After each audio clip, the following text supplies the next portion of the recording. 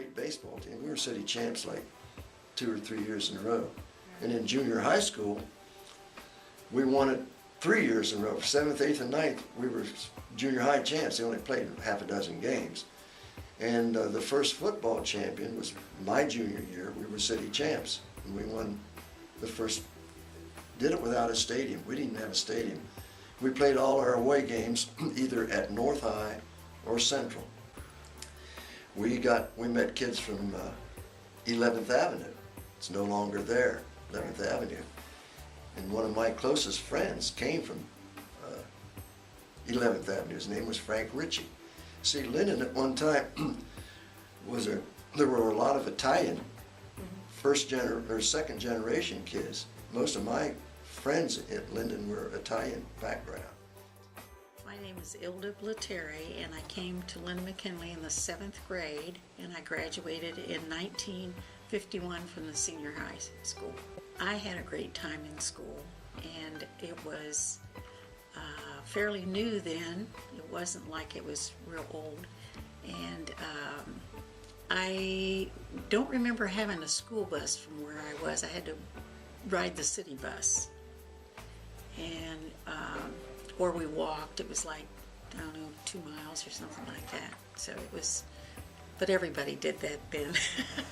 It was more fun walking to school because you left earlier and you talked with all your friends, and it was more social. My name is Joseph Toronto. They call me Joe. I graduated in 1948. I was captain of the Linden McKinley football team and was treasurer of the 48 June class. In those years there, we had graduation in January and in June, which they changed later on. So I had a lot of good years at Linden. I started out at 11th Avenue School. That used to be the old McKinley Junior High School. Back then our finances were low. We had to suffer on some of this stuff like football equipment. We didn't fit us correctly, but we always got through it. Or maybe our shoes, baseball shoes wasn't right. But after the war was over, they kind of straightened that out. I was working at Hoover's drugstore at the corner of 18th and Cleveland Avenue, where I got to see all the good-looking girls that come in and make them a milkshake and maybe a soda or fountain Coke. It was a good experience, and it was a ground. It was kind of a foundation to meet all kind of people. Myra Ann Zug. I lived in Linden. Actually, when I was in elementary school, and went to Linden Elementary and also Maderi, not Maderi, McGuffey, because I lived with a grandmother. And then we moved out of Linden, and then I came back in the 5th grade at Linden Elementary. Went through Linden Elementary from the 5A, that was when we had A and B, and that's where I met my husband. And then we went through junior high and high school at Linden. We did a lot of paper drives. We did a lot of work to try to get a stadium. We never did get one until later. Our class never played in the stadium here. We always had to play away. And I was in the band. I was a drum major at. And enjoyed every minute of it. Ralph West. I started at Linden McKinley in 1941, 7th grade. Went through the 9th grade here, transferred to South High School for a year and a half, and then came back to Linden halfway through my 11th year.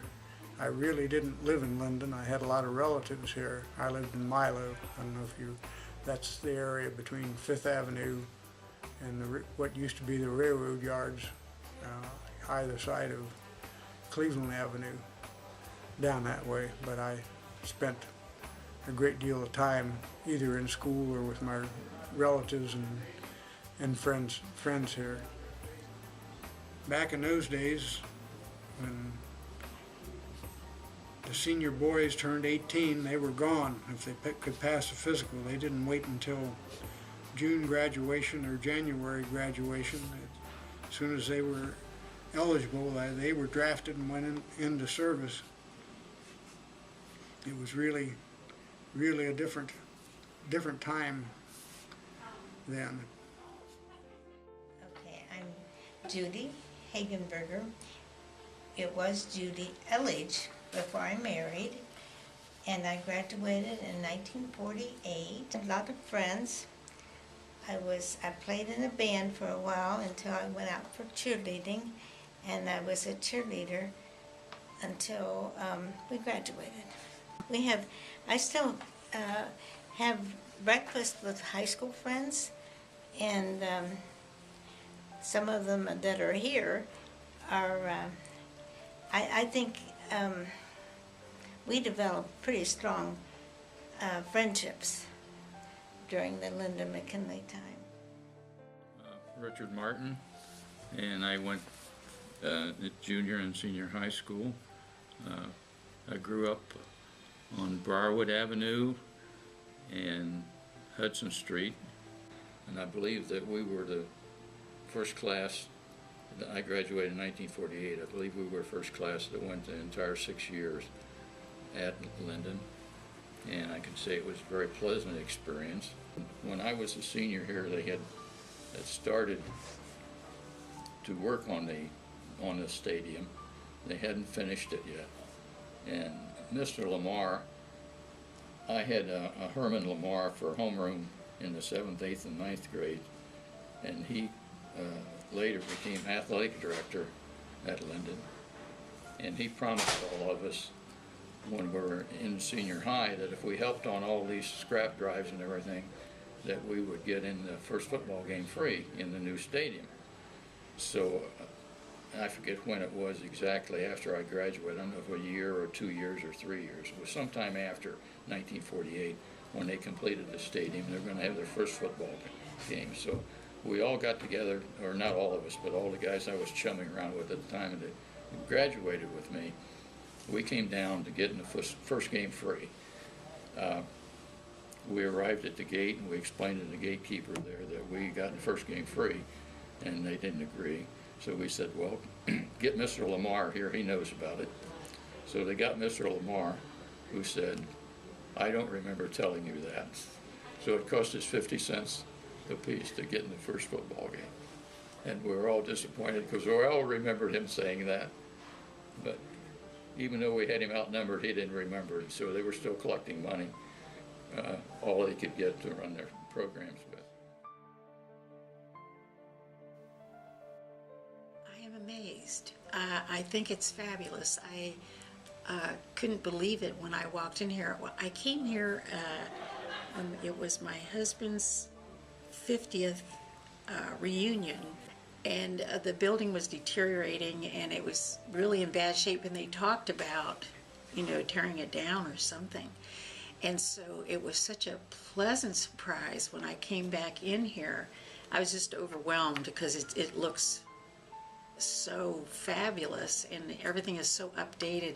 I walked in the cafeteria, I could not believe the equipment in there. And the gymnasiums are unbelievable. We had one gymnasium when I was here, and had to wear those awful gym bloomer things. Been back several times since then. It's changed a good bit. Well, it sounds like it's very good with all that they're going to do. It's a beautiful building that they've added on, and they have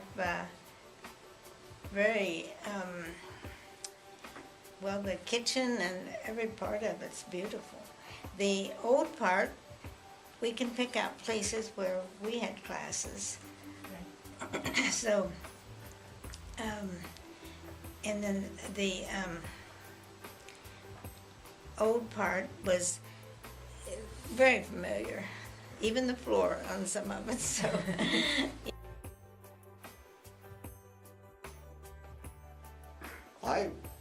I was born at 25th and Cleveland Avenue in a house. My grandpa had built 4 or 5 houses. He was from Germany when he came over, carpentry. And I wasn't born in the hospital. I was born right in the house. And my mom and dad, my dad was raised in Ohio Soldiers and Sailors Orphanage in Xenia, Ohio. His dad was in the Spanish-American War, and my dad was the youngest of 5 kids. And when their mother died, he was like 5 or 6 years old. And he married my grandpa's youngest daughter, and his oldest brother married my grandpa's oldest daughter. So brothers married sisters. And my Uncle John and Aunt Betty lived a couple stores or houses down on 25th. But they eventually moved over in Clintonville. All my cousins went to North High when I went to Linden. Just tickled to death that I grew up in Linden. I had a good 12 years in Linden. Carried papers, jerked sodas, captained the football team, treasured the senior class. How much better could it get? I loved my life then, and it was one of the, I think, the best foundations that any man could have was all the experiences I had at Linden. I look back and I give that my success to my career on some of the teachers that I had that made me get my homework. Except the Latin teacher, she gave me a D and I should have got an A+. My grandparents lived on 18th Avenue, and we lived clear down at the end of 18th. There were only 1, 2, 3, 4, 5. There were only 8 houses on that block. It dead ended into Howie Road. On the other side of Howie Road was where the State Fairgrounds parking lot, where the Historical Society and the State Highway Patrol Academy is there. That was a swamp area where we used to go over and play in the spring when the water got high enough. And everything from 18th Avenue north, well up past Duxbury, was just open fields. There were no houses after the first 2 blocks west of Cleveland Avenue. It wasn't until the war that they started, early in the war and then after the war, why housing really boomed. It would be 18 to 20 kids living in a block. There was always somebody to play with. And we walked everywhere. Nobody had cars really back then. Those that had cars usually drove them on Sundays. Everybody walked to Cleveland Avenue, caught the bus wherever they were going, north or south, or caught the crosstown bus, 11th Avenue, so you were just used to walking. You built that into your, that was part of your schedule. You just knew when you were going someplace you had to add so much walking time. The Linden Business District from Myrtle up past Genesee was really a vital area at that time. We had a little bit of everything. There were 2 clothing stores, 3 furniture stores, bars, banks, drugstores, barber shops. The Coney Island, that was big with us. 10 cents for a Coney Island, and they were delicious. During the war, the Linden area, particularly the businessmen, really knocked themselves out providing recreational facilities. There were just a lot of things going on. We had dances at Linden Elementary School on Friday or Saturday night. The swimming pool was out on Hudson Street at Joyce, Morningside Pool, and they stayed open usually one night a week, so people from the defense plants, the depot, Curtis Wright, one place another, and the movies did the same thing. Would have midnight showings for the people that got off work late, give them a little recreation. So the people in Linden, business people particularly, really went the extra mile to do us some good.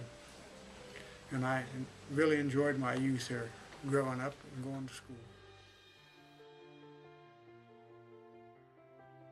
I haven't been, I live in another part of town now, And the only thing I've noticed when I haven't been over in the area is that there's a lot of boarded up houses.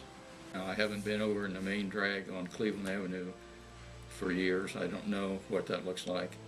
I have been back, last year I drove back through my old neighborhood, which was Hudson Street, Linden Avenue, and Briarwood Avenue, and it was, I don't know, probably 20% of the houses were boarded up. So it looks like it has declined. When I was here previously, all those homes were occupied by families, and that part of it is, it looks like it's deteriorated. I understand now they're going to try it. They're trying to rehab houses now and try to build the neighborhood back up. It looks much cleaner. When I drive through, I come through Linden lots of times just to come back to see my old house I lived in. And every time, maybe it might be 3 to 6 months that I'll come through here. Every time I come through, it looks like they've made a lot of improvements. And I know they're working hard to get Linden back to where it used to be. And they're making some good strides with the new street lights that they have. They look beautiful. And I think Linden I think they're on the upcome, and I think they'll be back to where everybody will be proud of Linden.